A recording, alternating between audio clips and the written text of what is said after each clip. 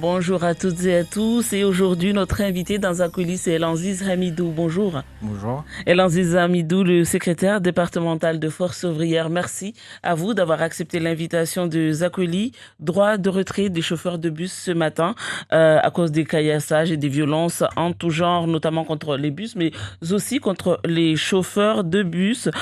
On se souvient qu'il y avait eu la grève illimitée des chauffeurs de bus, c'était en novembre dernier. À la suite de ça, il y a eu un protocole d'accord avec 23 mesures pour éviter justement que l'on en arrive là. Qu'est-ce que c'est devenu aujourd'hui? Mais écoutez, c'est comme avant, hein, donc rien n'a changé, hein, donc il n'y a pas eu de changement au niveau des comportements des assaillants et au niveau des victimes. Donc aujourd'hui, les chauffeurs de bus sont les victimes, hein, de cette violence d'une rare... c'est inédit, donc on ne peut pas aujourd'hui cautionner cet état de fait. Donc nous, à l'Union départementale Force ouvrière de Mayotte, nous ne pouvons qu'apporter notre soutien indéfectible à tous ces transporteurs-là, à ce personnel-là qui est exposé au quotidien aux dangers. Et quand on va travailler, par exemple, on ne sait pas est-ce que on va pas être attaqué, on va pas mourir. Donc aujourd'hui, euh, le seul responsable de ces phénomènes-là, ça ne peut qu'être que l'État, parce que l'État est garant Mayotte de la sécurité publique. Donc on ne peut pas aujourd'hui cautionner cet état de fait et nous réduire à la fatalité. Il n'y a pas de fatalité à subir cette violence-là. Donc aujourd'hui, nous voulons que l'État apporte des solutions dans l'immédiat pour que le personnel des transporteurs soit sécurisé. Parmi les solutions justement envisagées en novembre dernier, c'était des gendarmes et des policiers selon les zones et sur les tronçons les plus dangereux. Ça en est où aujourd'hui? Ça, il y a quand même des gendarmes devant des établissements scolaires ou des policiers. Mais écoutez, nous voulons des résultats. Donc, toutes les solutions qui ont été proposées jusqu'à maintenant sont pas du tout efficaces. Donc, ça se voit que c'est pas efficace puisque aujourd'hui, on en est à constater, à déplorer. Donc, il faut que les choses changent ici à Mayotte. Donc, il faut qu'on nous apporte les garanties nécessaires pour que les choses évoluent dans le bon sens et pour que la sécurité publique revienne au grand jour. Est-ce qu'aujourd'hui, il y a vraiment une solution? Est-ce que les autorités ne sont pas tout simplement bloquées? Comment pardon, prévoir des caillassages quand les gamins sont cachés dans les buissons, qu'on ne peut pas non plus prévoir que demain, ils vont faire telle chose? Écoutez, moi, ça me fait rire quand j'entends ces genres de questionnements-là, parce qu'aujourd'hui, on a les stigmates et les conséquences normales et naturelles d'un pays sous-développé. Hein. C'est même pas un pays en voie de développement, mais un pays sous-développé qui oppose d'un côté une élite très riche et de l'autre côté une population très pauvre qui vit à 84% sous le seuil de pauvreté. Donc depuis 1977, hein, quand on a été décolonisé, jusqu'à maintenant, est-ce qu'on n'a pas eu suffisamment de temps pour prévoir tout ça et pour accompagner tout ça pour que aujourd'hui on ne soit pas là à déplorer. Donc moi je le dis haut et fort qu'on est souvent responsable de ce qu'on a fait et de ce qu'on n'a pas su éviter. Donc aujourd'hui, l'État n'a pas su éviter la situation gravissime aujourd'hui. Donc on ne peut pas aujourd'hui dire que voilà, on est désemparé, on ne savait pas. Si on savait que en 1977, si on ne développait pas Mayotte, Mayotte allait sombrer dans la violence, Mayotte allait sombrer dans la pauvreté. Mayotte, ce serait comme un théâtre d'affrontement. On le Est-ce que savait. le droit de Donc, retrait d'aujourd'hui, ça serait pas contre-productif parce que concentrer les gamins aux abris, aux arrêts de bus, sans être transportés, ça aussi, ça peut engendrer également des violences et des caillassages. vous savez, le problème, il est beaucoup plus profond que ça. Hein. Donc aujourd'hui, on a un problème de départementalisation. Toutes les structures hein, que devait que l'État devait créer ici à Mayotte pour encadrer les jeunes, pour apporter la réponse pénale, pour justement juguler tout ça, ces structures-là n'existent pas ici à Mayotte. Il n'y a pas de maison de correction où on peut redresser les enfants et tout ça. Donc aujourd'hui, moi je pense que la réponse pénale stricte ne sert à rien. Il va falloir faire les solutions qui ont fait leurs preuves dans les autres départements. Il faut les Est-ce apporter qu'on peut ici. appliquer ce qui se passe ailleurs ici?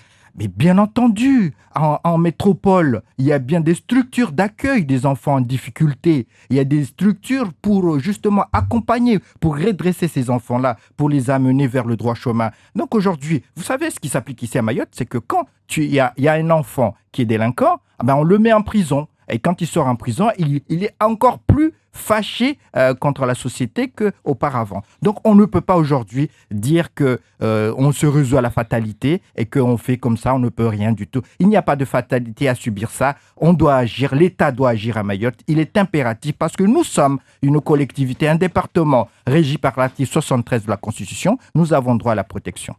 Elanziz Amidou, demain, nous sommes le 1er mai, la fête du travail. Est-ce qu'au niveau de Force ouvrière, vous avez prévu des manifestations?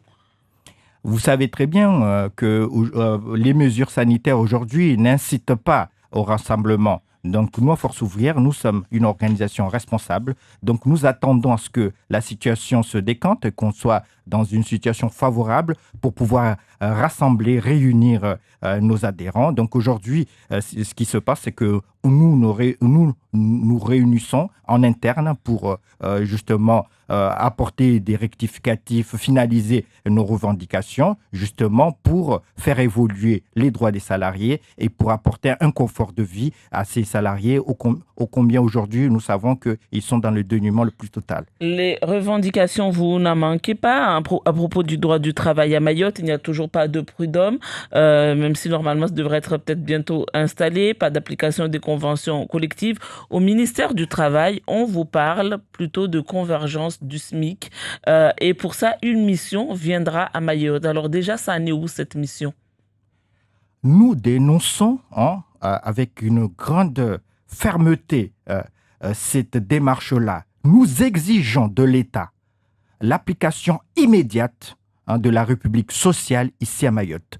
Nous exigeons l'application du Code de sécurité sociale. Mais du coup, la mission, elle est venue, elle n'est pas venue? La mission, elle peut venir quand elle veut. Nous allons répondre à toute sollicitation de l'État. Si nous sommes convoqués pour donner notre avis, on le donnera. Mais notre avis, vous le savez très bien, que nous exigeons l'application pure et simple de la République sociale à Mayotte. Parce que, il faut le dire, nous appartenons à la République une et indivisible. Notre liberté et notre égalité et tout ce qui va avec n'est pas du tout négociable. Il n'y a pas à nous demander est-ce que vous voulez 10 euros ou 5 euros. Nous voulons le juste prix de la République. Nous voulons la République sociale. Plus de services publics, plus de République. Donc aujourd'hui, venir nous concerter et nous faire perdre notre temps, je pense que c'est un coup d'épée dans l'eau. C'est aussi un coup médiatique, un coup de marketing politique pour accompagner les élections départementales, pour faire élire les élus, ou du moins les candidats qui sont favorables au gouvernement. Donc on n'est pas dupe dans cette affaire-là. Elisabeth Borne, la ministre du Travail, vous dit qu'il faut penser aux conséquences des choix qui seront faits compte tenu de la fragilité du tissu économique mahorais. Vous répondez quoi? Parce que c'est aussi une réalité. Peut-être que les entreprises ne pourront pas suivre. Il y a aussi une réalité que ces mêmes entreprises, ces mêmes multinationales se sont enrichies pendant la trentaine d'années que les Mahorais ont entendu. Donc nous avons suffisamment entendu, nous avons suffisamment accompagné justement cette transition-là. Donc aujourd'hui, on ne peut pas se permettre de délais supplémentaires. Les entreprises, depuis 1977, savaient qu'il y avait une transition pour passer à la départementalisation et au droit commun. Ils ne se sont pas préparés.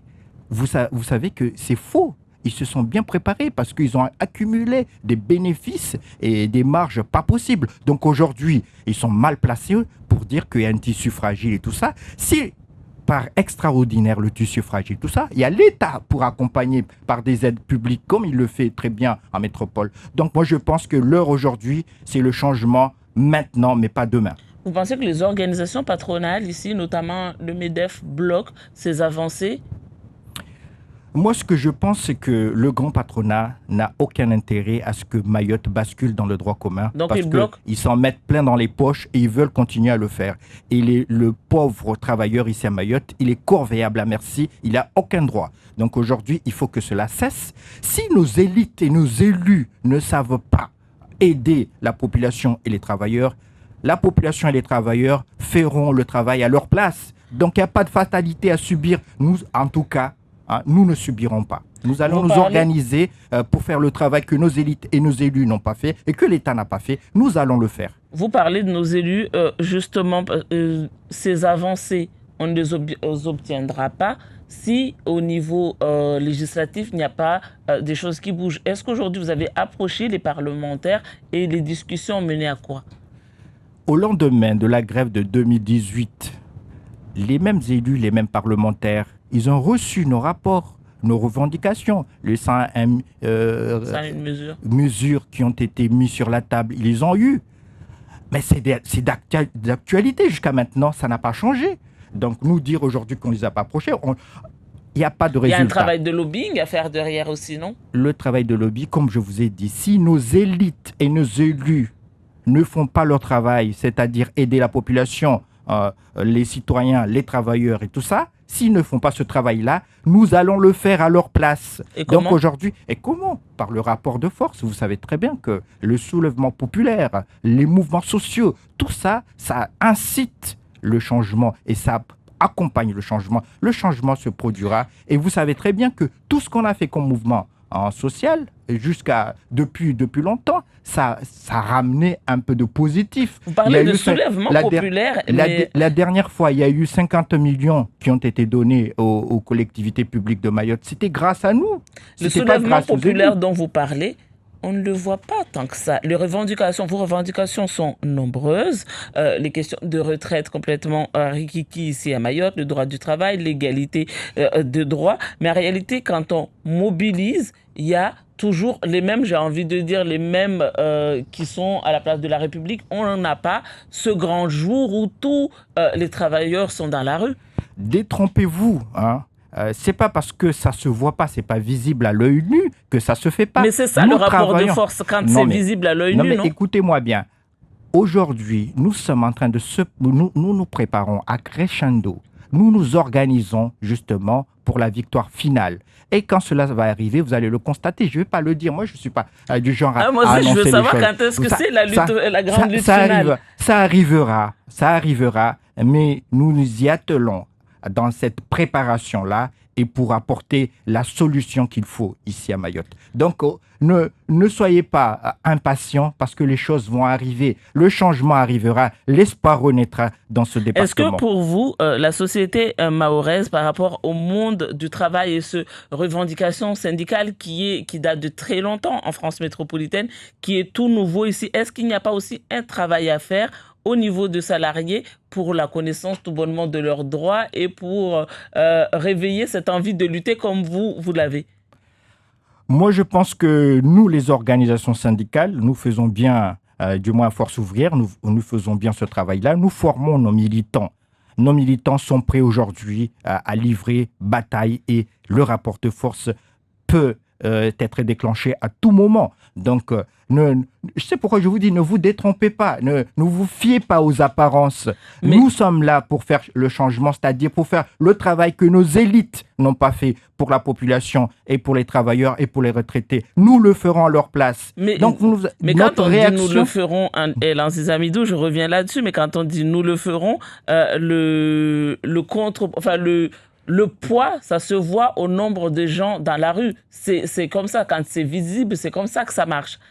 Mais- Sinon, si vous dites aujourd'hui grève illimitée demain et qu'au final, il y a 200, 300 personnes à la place de la République, vous vous rendez bien compte que vous ne pouvez pas tenir. Mais justement, c'est pourquoi je vous dis, aujourd'hui, nous faisons un travail de rassemblement. On fait un travail aussi de mobilisation. Ce travail-là, il est lourd de conséquences, il est vraiment de longue haleine. Ça ne peut pas se faire du jour au lendemain. Donc, on le fait. nous avons tiré les enseignements du passé. C'est pourquoi aujourd'hui, nous allons nous améliorer et nous allons faire en sorte... Donc, il y a des travaux de fond qui se font dans les Oui, administrations. il y a des ateliers, par petits groupes, nous continuons à mobiliser. Et quand cette mobilisation-là va être au summum, c'est à ce moment-là que nous allons annoncer ici même à la radio, à la télé, que nous sommes prêts à livrer le rapport de force et à initier le changement radical pour l'application de la République sociale. Vous savez, il y a des gens qui se Très battent. rapidement. Il y a des gens qui se battent pour avoir des nouveaux droits. Nous, on se bat pour avoir les droits les plus naturels, c'est de vivre dans la République une et indivisible. Merci beaucoup, El Aziz Hamidou.